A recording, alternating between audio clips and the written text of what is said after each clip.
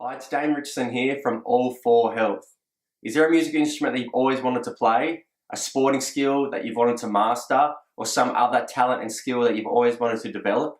Maybe you never got round to it. You lacked the motivation, or you thought, I'm not good enough, I'm not naturally gifted in that area.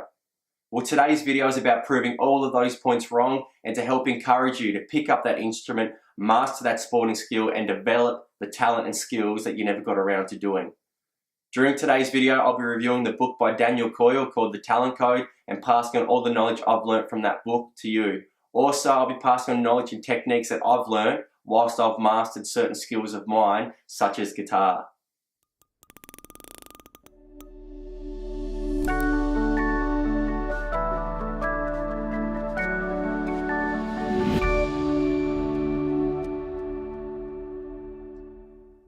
Alright, let's get into it. So The Talent Code by Daniel Coyle.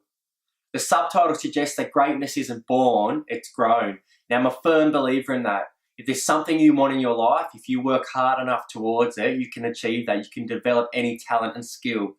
However, I do believe there are natural advantages that come with certain things. An example of that, let's look at sporting abilities. So if I'm born and I'm 7 foot tall versus someone who's 5'3", you have that natural advantage of height to become a better basketballer.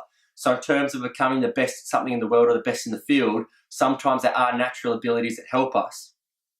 But in saying that, it doesn't mean that a 5'3" person can't develop a good skill, a good amount of skill in basketball, or be very successful in basketball. All right, so in saying that, let's jump into the book. The first part of the book is about a thing called myelin. The author Daniel Coyle travelled around the world to a whole bunch of talent hotbeds. Now, a talent hotbed is a place that has a high succession rate of talented people. An example of this is a small town just outside of Moscow. There was a tennis club, and they had more world-ranked top 20 players at that one club than the whole of the USA had.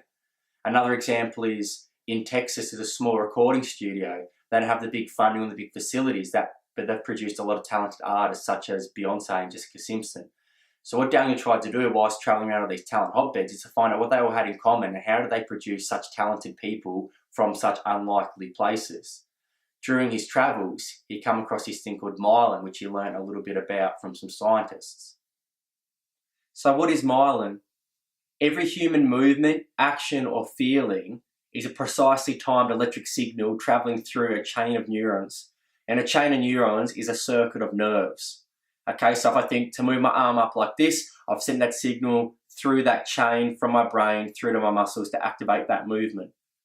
Myelin is a white fatty substance that wraps around that signal. The best way to think about it is like electric wire. So electric wire is copper and we have rubber wrapped around it to insulate it and keep the electricity in. If there wasn't rubber, that signal would leak out. So the more myelin we produce, the more we fire that circuit, the more myelin gets wrapped around that signal, the stronger and faster and precisely timed that signal becomes. So we look at that towards a skill. Let's say myself learning guitar. I know if I learn a new song, I have to break it down and start off really slow. Then eventually I build up speed and become better. I don't have to think about it.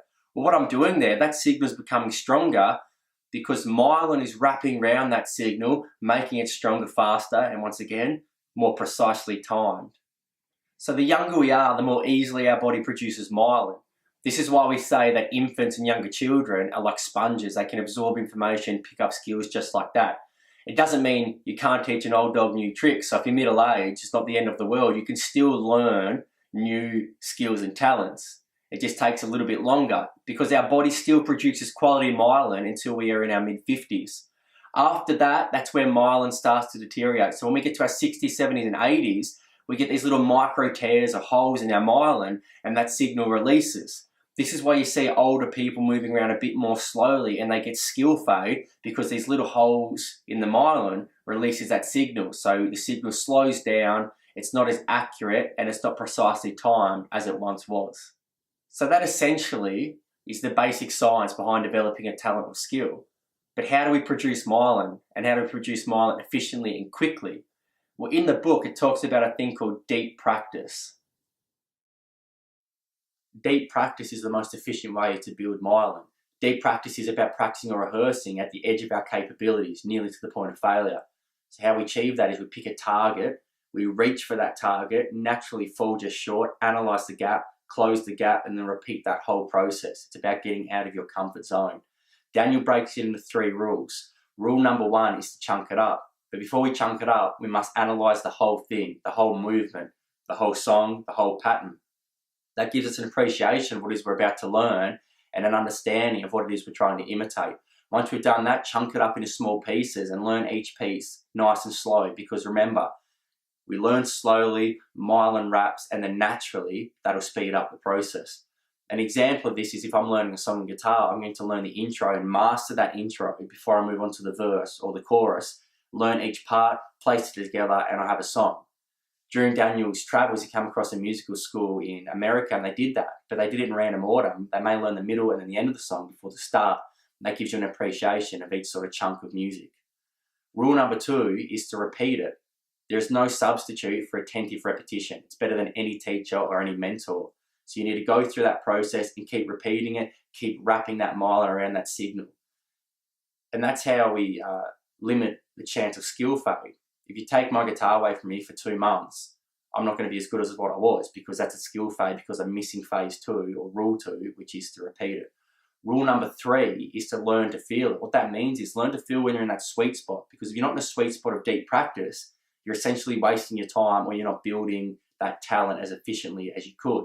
Now that's a hard thing to learn to feel, but you know if you're there wasting your time, or you know if you're actually in it and you're being attentive to that actual rehearsal or practice session. So they're the 3 rules of deep practice. A good example of how this was implemented was if we look at the Brazilian soccer team in the late 50s when they become world champions. They introduced or invented a game called futsal, which we all know about, a version of indoor soccer. Now what they're doing there is deep practicing, because it's beyond their capabilities, because they're within a smaller area with a heavier ball. Same amount of players, which means that their kicking abilities and their technical skills have to be more switched on, so the edge of their capabilities. Also, they're doing it more, okay? They're repeating it, because in a game of futsal, they touch the ball 600% more than a normal game of soccer. So that essentially is deep practice. So deep practice seems fairly easy, but sometimes it's hard to want to get into that deep practice mode. And that's what the next part of the book talks about, ignition. What are your key motivators? What are your drivers? What makes you want to keep pursuing that talent or that skill? The best way to look at it is deep practice is the car, the destination we're going for or aiming to get to is the talent or skill. Ignition, or the motivators, is the fuel in the fuel tank to ensure we get there. So you need to make sure you have good motivators and a good form of ignition. During the book, Daniel talks about some primal cues. These are like caveman instincts that are still hardwired in our subconscious. Now, it's fairly interesting. One of these primal cues was, if they can do it, he or she can do it, why can't I?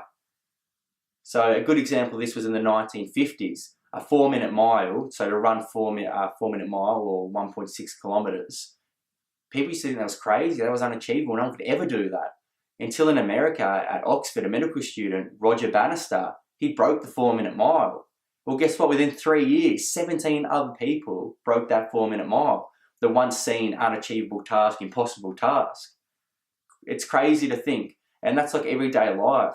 You know, that's a form of motivation. If you see someone learning guitar, quite often we think, oh, they can do it, why can't I? And that's a good form of ignition.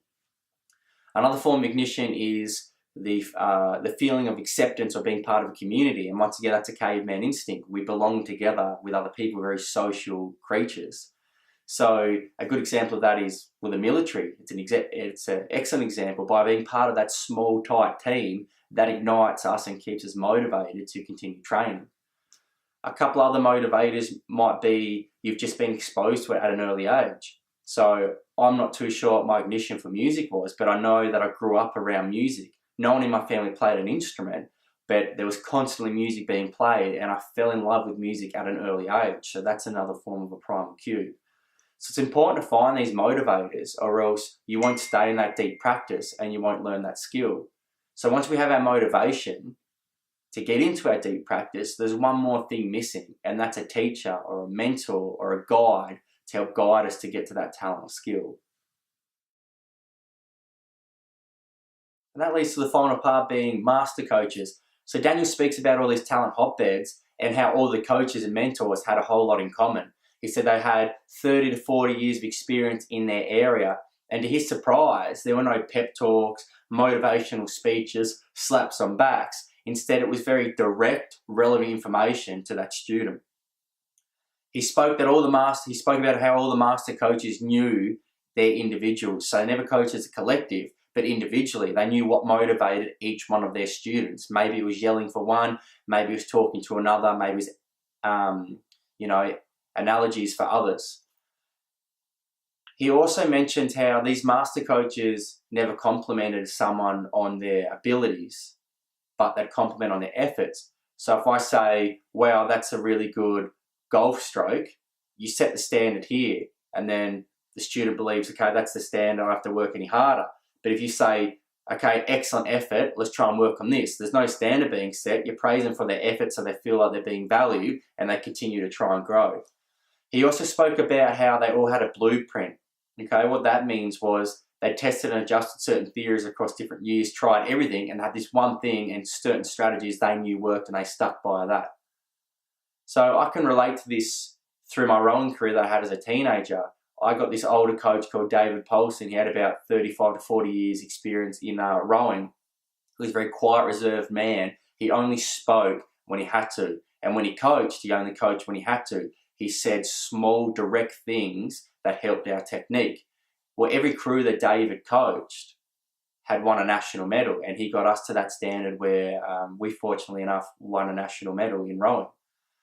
So I don't believe that a master coach is a necessity, but I think it'll help speed up that process, and in definitely some areas you do need it. Other areas, not so much. Another example is my guitar playing. I've been playing for 15 years, and I've never had a lesson. You know, I might be a bit better if I started to get lessons, but it wasn't a necessity to develop that talent or skill. If I want to progress on and maybe start a musical career of some sort, then yes, it's definitely going to help. That concludes today's video about the talent code. Greatness isn't born, greatness is grown.